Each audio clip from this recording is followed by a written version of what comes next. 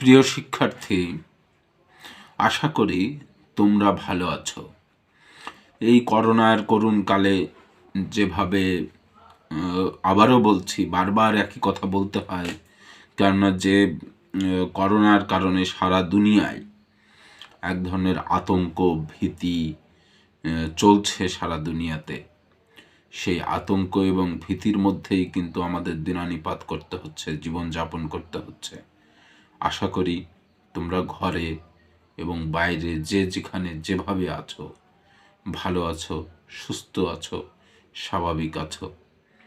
কেননা যখন তোমরা প্রতিষ্ঠানমুখী হতে পারছো না, তখন তোমাদের ঘরে বসেই কিন্তু এই কর্মকাণ্ড চালিয়ে যেতে হবে এবং পরিবারকে সচেতন রাখতে হবে, স্বাস্থ্যবিধি মেনে নিজেদেরকে জীবনযাপন করতে হবে।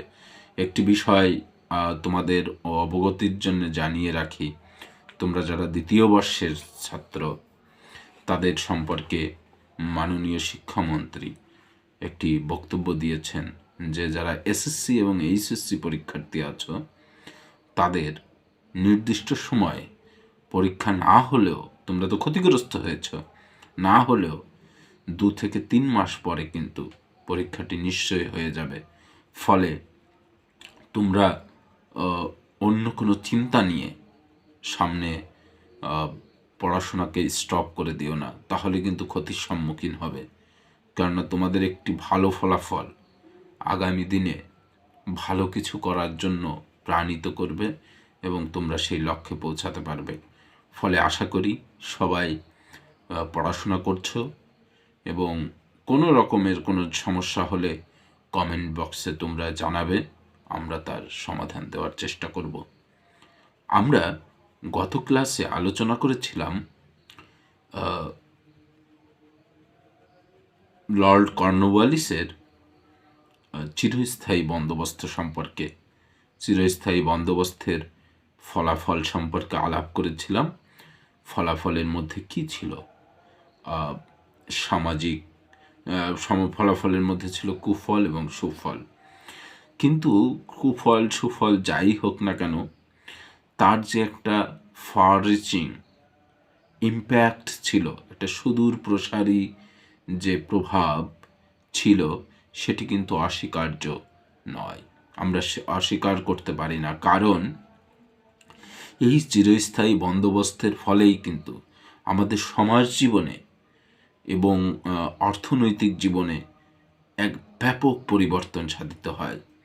এর মধ্য দিয়ে মধ্যবিত্ত শ্রেণীর উদ্ভব আমরা লক্ষ্য করি, মুৎসুদ্ধি শ্রেণীর উদ্ভবের কথা আমরা জানি। জমিদারেরা যেভাবে আরামপ্রিয় হয়ে উঠল, তারা এই আরামপ্রিয় হয়ে ওঠার মধ্য দিয়ে এখানে যে এক শ্রেণী রেখে গেল, মধ্য সত্যভোগী যে শ্রেণী, যারা টাকা আদায় করত, তারা কিভাবে ফুলে ফেঁপে উঠছে, তাদের সন্তানেরা কিভাবে পড়াশোনা করছে শহরে গিয়ে, জমিদাররা কিভাবে, এই যে একটা সামগ্রিক পট পরিবর্তিত হলো। এবং বলা যেতে পারে এই চিরস্থায়ী বন্দোবস্তের ফলেই কিন্তু নগর জীবনে এক ধরনের মধ্যবিত্ত শ্রেণীর ব্যাপক উদ্ভবের কথা আমরা জানি। নাগরিক জীবন, শিক্ষা, এগুলোর একটা ব্যাপক পরিবর্তন হয়। এটি হলো এর গভীর এবং সুদূর প্রসারী প্রভাব। যাই হোক, সেটা আমরা দেখব। কিন্তু এই লর্ড কর্নওয়ালিসের পরে আসলেন একজন শাসক, তিনি হলেন লর্ড ওয়েলেসলি। আমরা বলেছি প্রথম গভর্নর জেনারেল ছিলেন ওয়ারেন হেস্টিংস। প্রশ্ন হতে পারে যে প্রথম গভর্নর জেনারেল কে ছিলেন, বলতে হবে ওয়ারেন হেস্টিংস। আর তারপরে আসলেন এই লর্ড কর্নওয়ালিস। তারপরে যিনি আসলেন তিনি লর্ড ওয়েলেসলি। এই ওয়েলেসলি কিন্তু একজন 1798 খ্রিস্টাব্দে তিনি আসেন। তিনি ছিলেন পুরোদমে একজন সাম্রাজ্যবাদী শাসক। এখন সাম্রাজ্যবাদী শাসন কি আসলে? এই সাম্রাজ্যবাদিতা হলো যে ব্রিটেন সবসময় চেয়েছে যে তাদের সাম্রাজ্যকে বিস্তার করতে, তাদের আধিপত্যকে বিস্তার করতে, ছলে বলে কৌশলে যেভাবে হোক, যে কোনো নীতি গ্রহণ করে হোক, তারা কিন্তু এই আধিপত্য বিস্তারের একটা জাল বিস্তার করেছে। তারই অংশ হিসেবে আমরা দেখব এই অধীনতামূলক মিত্রতা নীতি। এখন অধীনতামূলক মিত্রতা নীতি কি? যখন যুদ্ধ করে, তাদের সাথে লড়াই করে, জোর জবরদস্তি করে যখন সাম্রাজ্য বিস্তার করা যাচ্ছে না, তখন স্থানীয় শাসকদের সঙ্গে এক ধরনের কোলাবোরেশন করে তাদের সহযোগিতার নামে নানা রকমের শর্ত জুড়ে দিয়ে কিভাবে এই তারা কিভাবে ইয়ে করলো, এই অধীনতামূলক মিত্রতার মাধ্যমে সাম্রাজ্যকে বিস্তার করলো, আমরা সেটি একটু দেখব।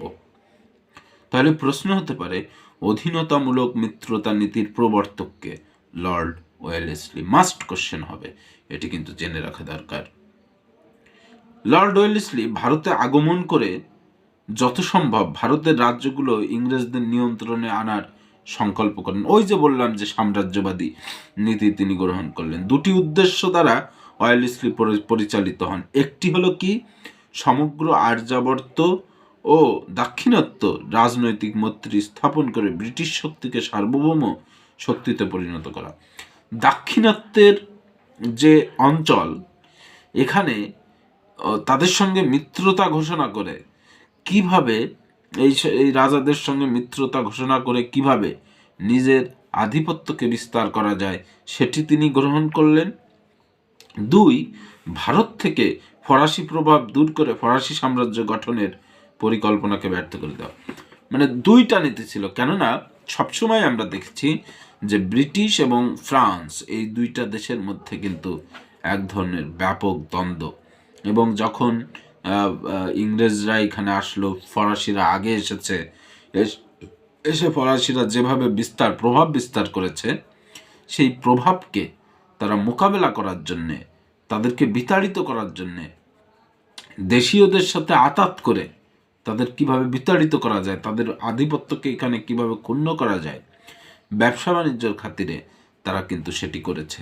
অর্থাৎ এই দুটো নীতি তিনি গ্রহণ করেছেন, দাক্ষিণাত্যের রাজাদের সঙ্গে মিত্রতা গ্রহণ, আর একটা হলো ফরাসিদের প্রভাবকে কিভাবে ক্ষুণ্ণ করা যায় সেই নীতি গ্রহণ।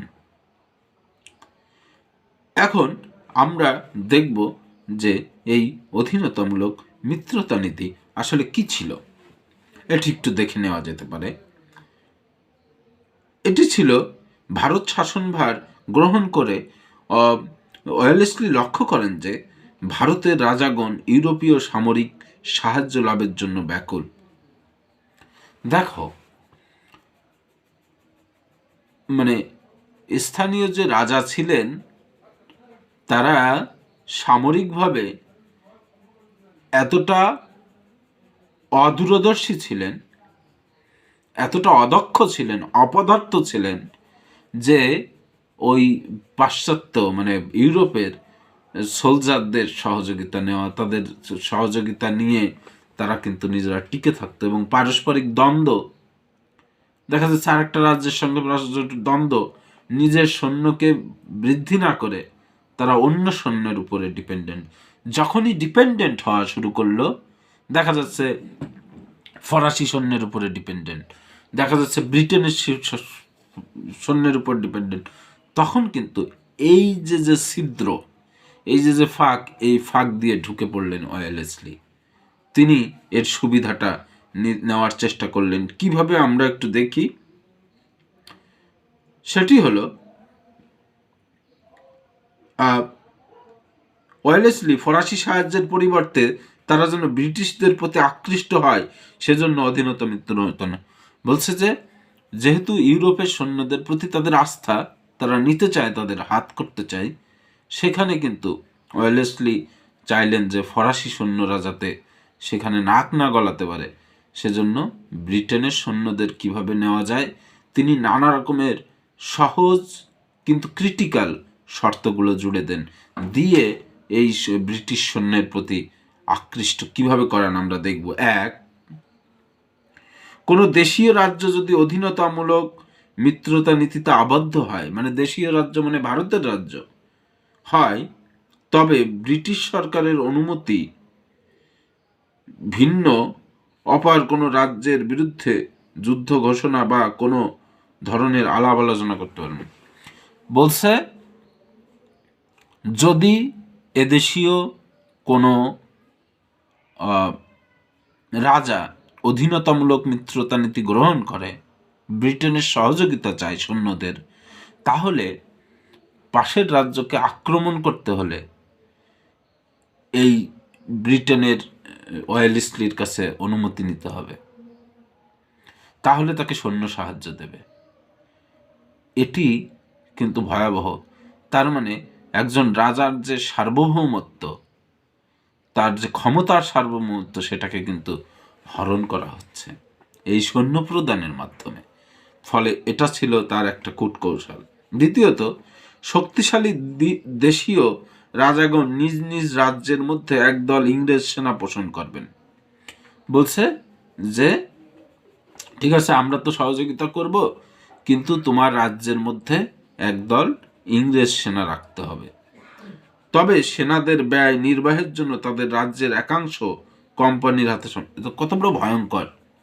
বলছে ঠিক আছে, আমাদের সৈন্যরা অনেক দক্ষ, অমক তমক, তো কি করতে হবে, যে এই যে তোমরা যে আমাদের সৈন্য রাখবা, এক প্লাটুন সৈন্য রাখলে, কিন্তু তার বিনিময়ে কি করতে হবে, বলছে যে ওই তোমার রাজ্যের একটা অংশ আমাদের হাতে ছেড়ে দিতে হবে, যে আমরা সেখান থেকে কট্টর অমক তমক এগুলো নিব।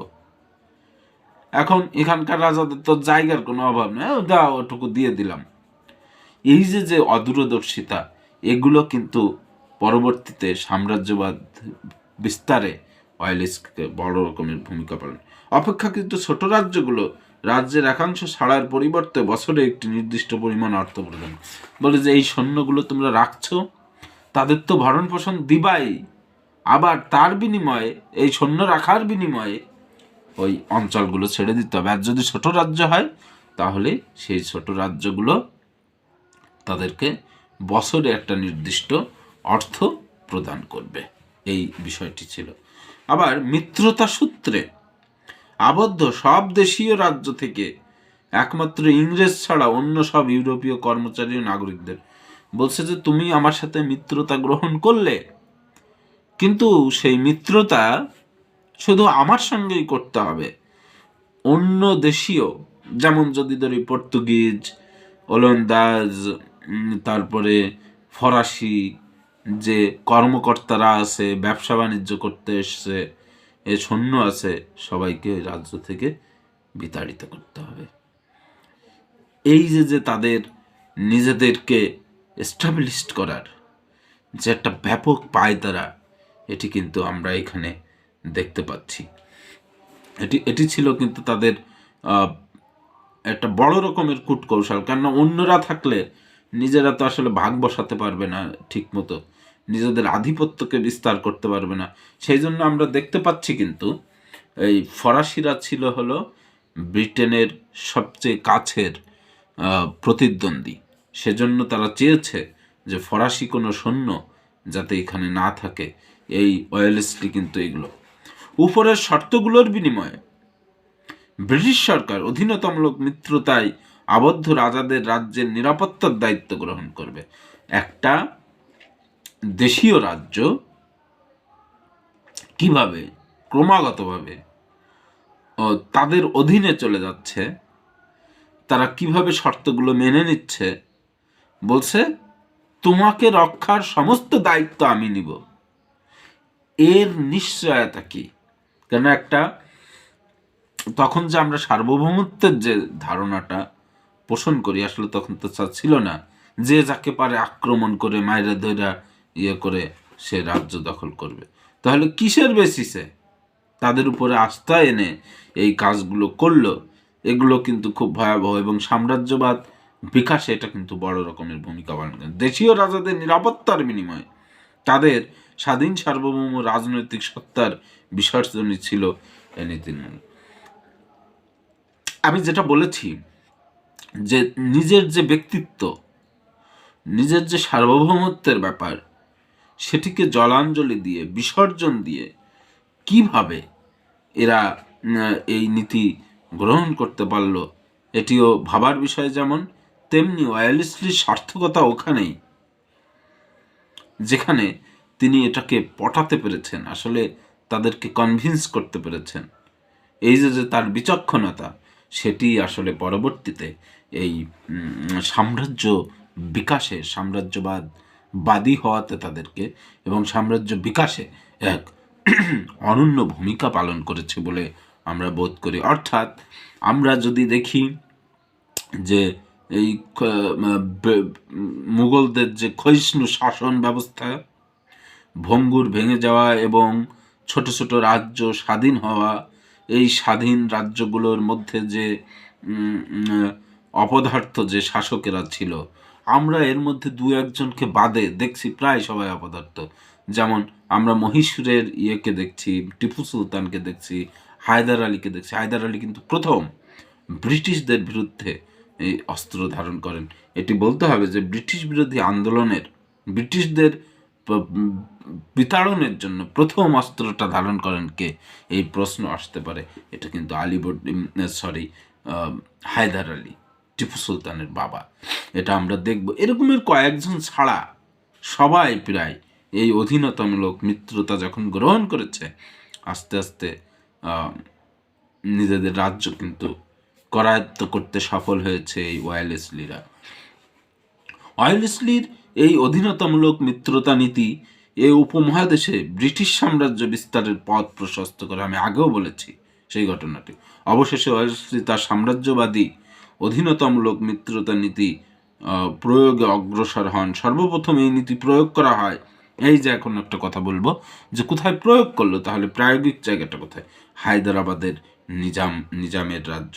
এই নিজাম ছিলেন হায়দ্রাবাদের রাজা। তাকে কিন্তু প্রথম তিনি এই শর্তের মধ্যে আটকে ফেলেন, আটকে ফেলে সে রাজ্যকে কিন্তু দখল করেন। খর্দার যুদ্ধে লাঞ্ছিত ক্ষতিগ্রস্ত নিজাম মারাঠাদের আক্রমণের ভয়ে সর্বদাই আতঙ্কিত ছিলেন। তার মানে এই হায়দ্রাবাদ এবং মারাঠা, এই দুই রাজ্যের ভেতরে দ্বন্দ্ব লেগেই থাকতো। হায়দ্রাবাদের যে নিজাম, যে লোকের নাম, এই নিজাম ভীত সন্ত্রস্ত থাকতেন ইংরেজদের কাছে, কিন্তু তিনি এই ধরনের পলিসির মধ্যে আবদ্ধ হয়েছেন। পরে কী হয়েছে, তাই ওয়ালেসলি মিত্রতা নীতি গ্রহণে আমন্ত্রণ জানান নিজাম সহজে তা গ্রহণ করেন। কারণ নিজের রাজ্যকে টিকায় রাখতে হবে, কিন্তু আলটিমেটলি যে হারাচ্ছে সেটি তার মাথায় নেই। কিন্তু মহীশূরের খ্যাত টিপু সুলতান এই নীতি গ্রহণ করতে অস্বীকৃতি জানালে কোম্পানির সাথে তার যুদ্ধ হয়। আমরা দেখব যে টিপু সুলতানের সাথে কিভাবে কোম্পানির যুদ্ধ হচ্ছে। কোম্পানিও কিন্তু তাকে করেছিল, অফার করেছিল। সেই অফারটা কিন্তু টিপু সুলতান রাখেননি, ফলে তাদের সঙ্গে দ্বন্দ্ব অনিবার্য হয়ে ওঠে। এভাবে দেখব ছোট ছোট রাজ্যগুলোর মধ্যে তাঞ্জোর, সুরাট, কর্ণাটের উপর এইসব বল প্রয়োগ করে অধীনতামূলক নীতি গ্রহণে বাধ্য করা হয়। এই সাম্রাজ্যবাদী নীতির নগ্ন প্রয়োগ ঘটে অযোধ্যা রাজ্য দখলের মধ্য দিয়ে। আমরা কি বলবো, অযোধ্যা যে রাজ্যটি ছিল সেখানে কুশাসন চলছে এবং কাবুলের জামান শাহ, এগুলো আমরা দেখব। যে আমরা এখানে এত কথা বলবো না, কোথায় কোথায় স্পেসিফিক কিছু নাম দিয়ে দেবো, কেননা এত জটিলের মধ্যে যাওয়ার সময়ও নেই, সুযোগও নেই। ওকে, এখন আমরা ওয়ালেসলির কিছু সংস্কার আছে, আমরা এই সংস্কার সম্পর্কে কোনো কথা বলতে চাই না। তার অধীনতামূলক মিত্রতা নীতি সম্পর্কে আমরা জানব পরে।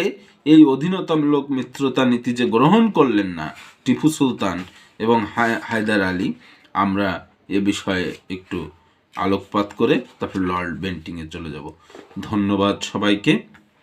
আশা করি এই অধীনতামূলক মিত্রতা নীতি যেভাবে কোশ্চেন হতে পারে, সেটি হলো যে অধীনতামূলক মিত্রতা নীতি কে গ্রহণ করেন, বা 2 মার্কসের আরেকটি কোশ্চেন হতে পারে যে সংক্ষেপে বলো যে অধীনতামূলক মিত্রতা নীতি কি, এ বিষয়ে একটি কোশ্চেন হওয়ার সম্ভাবনা আছে। আশা করি তোমরা এ বিষয়ে নজর দিবে এবং সাল তারিখ নিয়ে এত বেশি চিন্তিত হওয়ার কিছু নাই, কেন ইতিহাসের সব জায়গায় টার্নিং পয়েন্ট নয়। যেখানে টার্নিং পয়েন্ট সেখানে বারবার জোর দিয়ে আমি বলবো, আশা করি তোমরা সেটি টুকে রাখবে। ধন্যবাদ সবাইকে। এই পর্যন্ত ভালো থাকবে, সুস্থ থাকবে। ধন্যবাদ।